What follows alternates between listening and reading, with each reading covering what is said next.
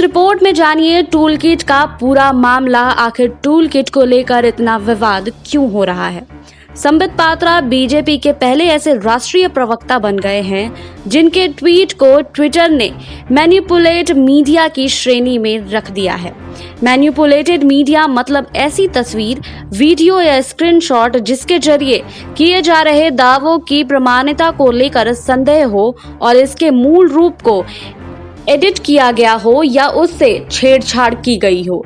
ये सब कुछ हुआ बीजेपी के एक दावे को लेकर जिसमें संबित पात्रा सहित बीजेपी के कई नेताओं ने विपक्षी कांग्रेस पार्टी पर कोविड-19 महामारी को लेकर टूल किट के जरिए मोदी सरकार की छवि बिगाड़ने का आरोप लगाया।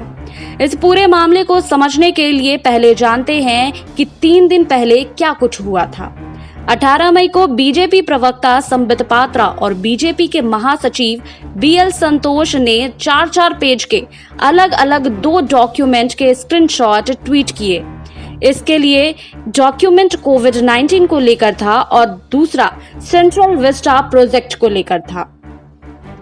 इन ट्वीट्स के दावे किए गए हैं कि कांग्रेस का टूल किट है और कांग्रेस ने देश में कोरोना महामारी को लेकर मोदी सरकार को बदनाम करने के लिए ये टूल किट तैयार किया है। आरोप लगाया गया है कि इस टूल किट के जरिए पार्टी ने अपने वॉलंटियर्स और कार्यकर्ताओं को कहा है कि मोदी सरकार को बदनाम करने के लिए उन्हें धर्म विशेष को टारगेट करते हुए सुपर स्प्रेड कुंभ और वायरस के म्यूटेशन स्ट्रेन के लिए मोदी स्ट्रेन जैसे शब्द का इस्तेमाल सोशल मीडिया पर करे, लेकिन ईद को हैप्पी सोशल गैदरिंग की तरह पेश करना है। वहीं कांग्रेस पर मोदी की छवि बिगाड़ने का भी आरोप है। बीजेपी नेता ने कांग्रेस पर यह भी आरोप लगाया है कि पार्टी ने अपने कार्यकर्ताओं को सोशल मीडिया पर मदद मांग रहे लोगों से संपर्क करके उन्हें कांग्रेस के हैंडल्स को टैग करने के लिए कहा गया और ऐसा करने पर ही मदद देनी है। दावों के अनुसार इस तरह की और भी कई सारी बातें इन 4 पेज के डॉक्यूमेंट में लिखी गई है। इन ट्वीट और स्क्रीनशॉट को Congress tool kit exposed hashtag के साथ संबित पात्रा सहित कई बीजेपी नेताओं और पार्टी समर्थकों ने ट्वीट किया है। इतना ही नहीं, बीजेपी के कई केंद्रीय नेता जैसे स्मृति ईरानी, डॉक्टर हर्षवर्धन, पीयूष गोयल, किरण रिजिजू ने भी इस हैशटैग के साथ 18 मई को ही ट्वीट किए थे।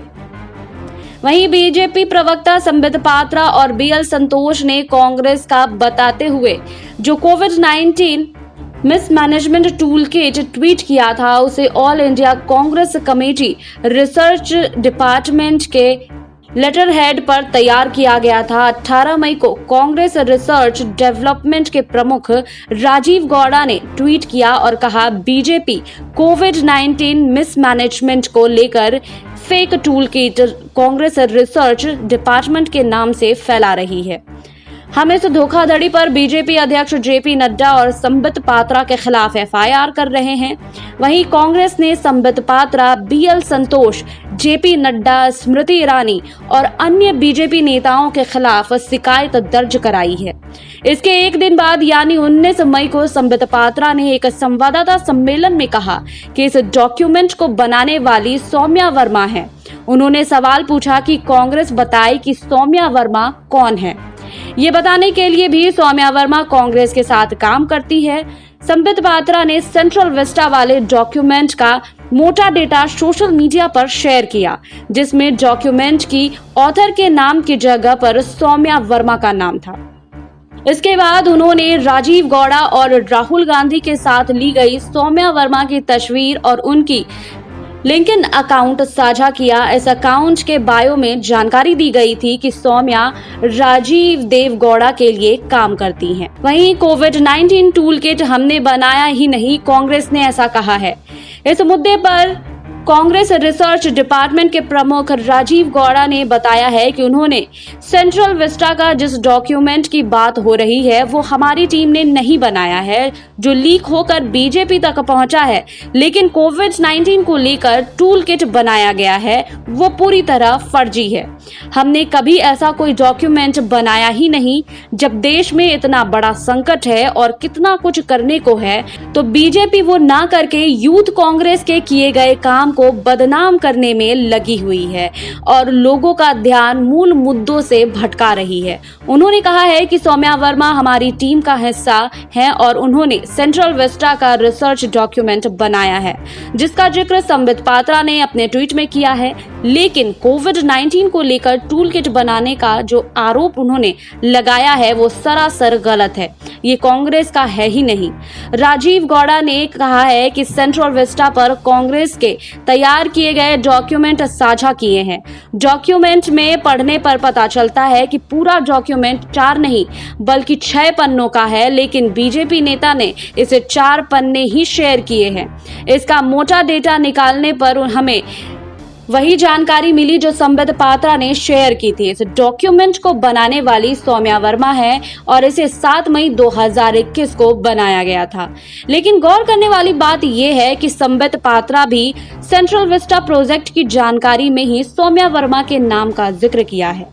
सोशल मीडिया पर कोविड-19 टूल किट की चर्चा सबसे ज्यादा है जरूर, लेकिन बीजेपी या संबित पात्रा ने अब तक उसकी कोई जानकारी नहीं दी है।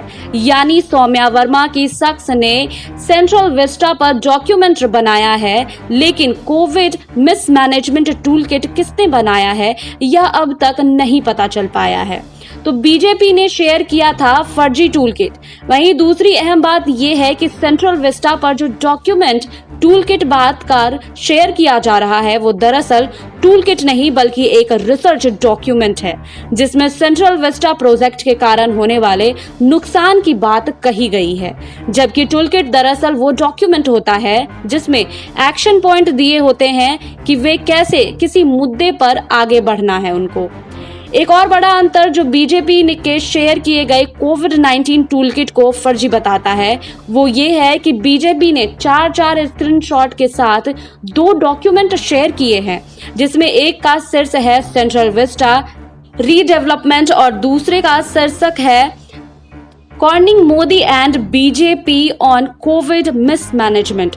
दोनों ही document all India Congress committee research development के लेटर हेड पर तैयार किया गया है, लेकिन इस लेटर हेड को कांग्रेस के दिए गए डेवलपमेंट के लेटर हेड से मिलता है, तो सेंट्रल विस्टा डॉक्यूमेंट का लेटर हेड तो इससे मिलता है। लेकिन कोविड मिसमैनेजमेंट के टूल किट पर जो लेटर हेड का फॉन्ट है वो असली लेटर हेड से काफी अलग है। इसे देखकर साफ पता चलता है कि इससे छेड़छाड़ की गई है।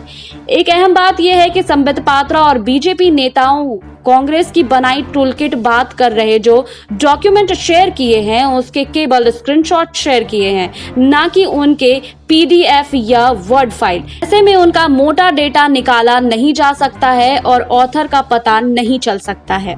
आपको हमारी रिपोर्ट कैसी लगी हमें कमेंट बॉक्स में लिखिए। बाकी और खबरों के लिए जुड़े रहिए SPN 9 न्यूज के साथ।